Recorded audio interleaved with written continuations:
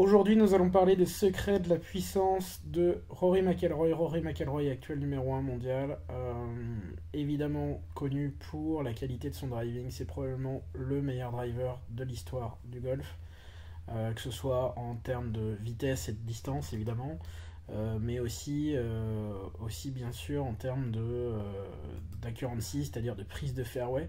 C'est probablement le meilleur compromis et c'est quelqu'un qui s'est révélé au cours des 10 dernières années où il a été professionnel comme probablement le meilleur driver, comme on le disait, et notamment sur une statistique qui est assez connue sur l'European Tour et le PGA Tour, qui est le stroke gain driving, c'est-à-dire le nombre de points qu'il gagne en confrontation aux autres joueurs du champ, qui est tout le temps positif, c'est-à-dire qu'il va gagner généralement entre 2, 3 et des fois 4 coups par rapport au champ de joueurs chaque semaine, et ça donc c'est vraiment un des points forts de son jeu. Évidemment il n'y a pas beaucoup de points faibles, vous vous en doutez, mais c'est vraiment là où il est peut-être le plus impressionnant.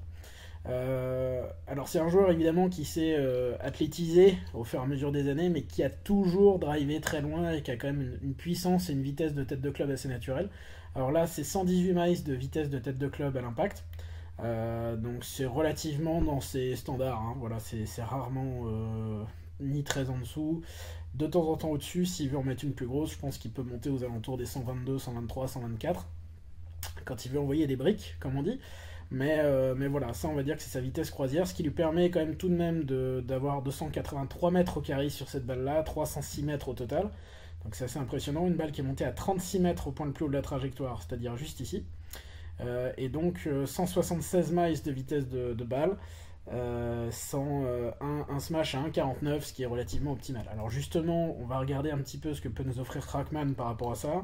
Là, on est sur un système qui s'appelle l'Optimizer, donc ça nous montre en fait quel est le potentiel distance que peut avoir le joueur en fonction de sa vitesse de club, mais aussi de son angle d'attaque, qui est très bon puisqu'il est 3 degrés remontant, ce qui lui permet aussi d'optimiser la distance, bien sûr.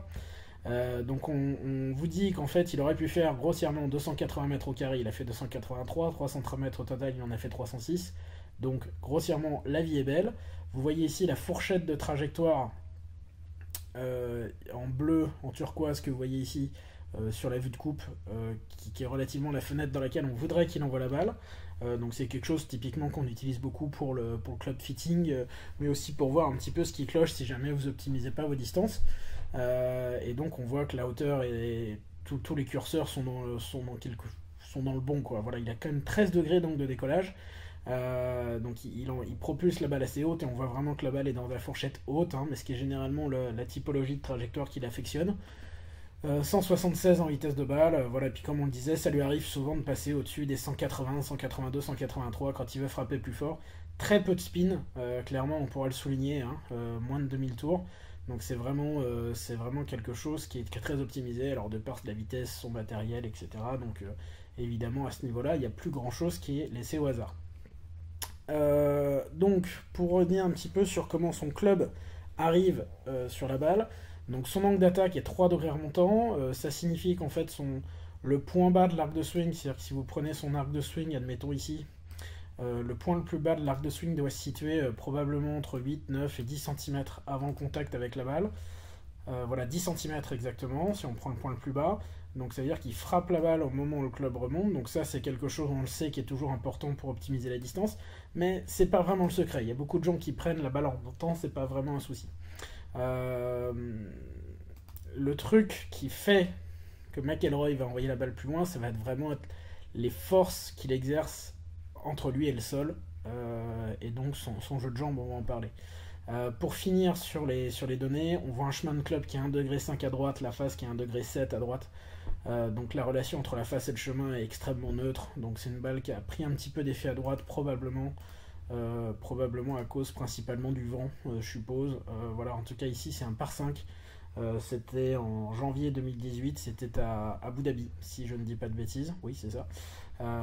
Et donc un par 5 qui est dogleg droit, vous voyez, il passe au-dessus de ce bunker. Enfin bon, voilà, donc lui, il a vraiment une stratégie, évidemment, sur ces trous-là, où il va tenter de faire ce qu'on appelle une surrégulation, c'est-à-dire d'attraper le par 5 en 2 coups, et non pas en 3 coups.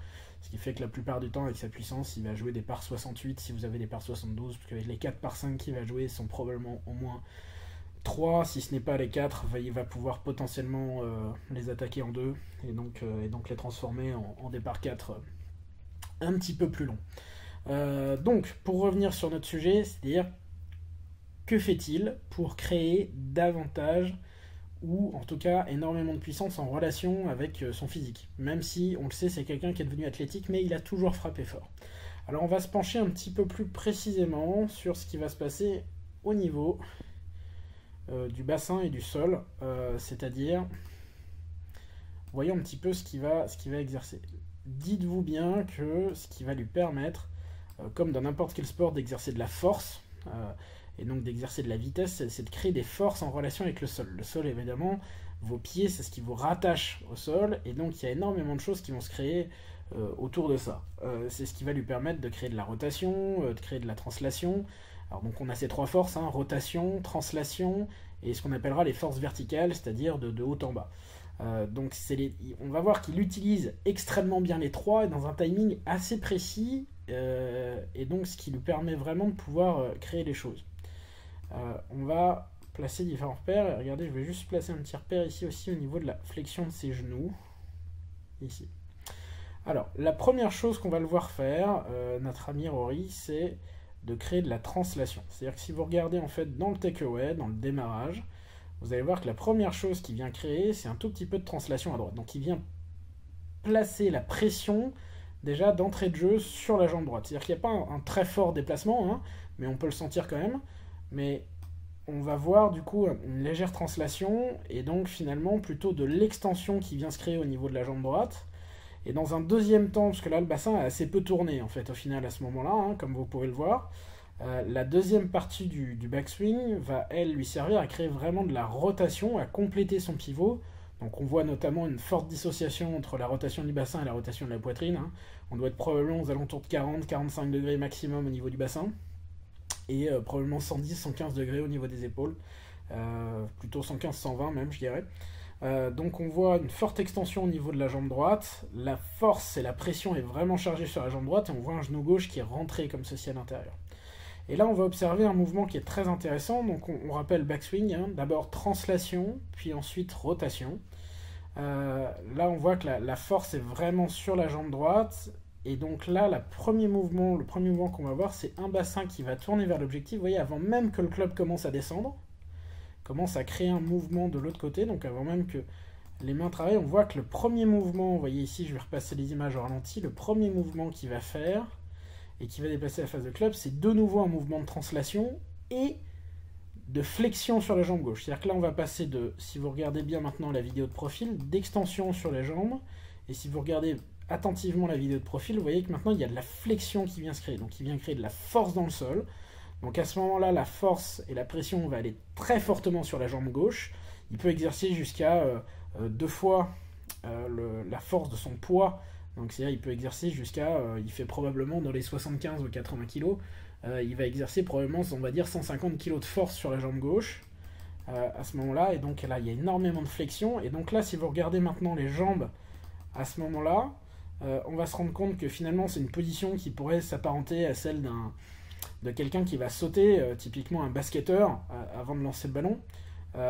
Et donc on voit que la force est vraiment transférée sur la jambe gauche. On commence à voir d'ailleurs, si vous êtes attentif sur le talon, oui je vais revenir en arrière, le talon droit qui commence à se lever, qui nous fait bien dire que la force est vraiment sur la jambe gauche, on est complètement en flexion. Donc translation, flexion, maintenant, et ensuite on va avoir rotation du bassin et extension dans le même temps.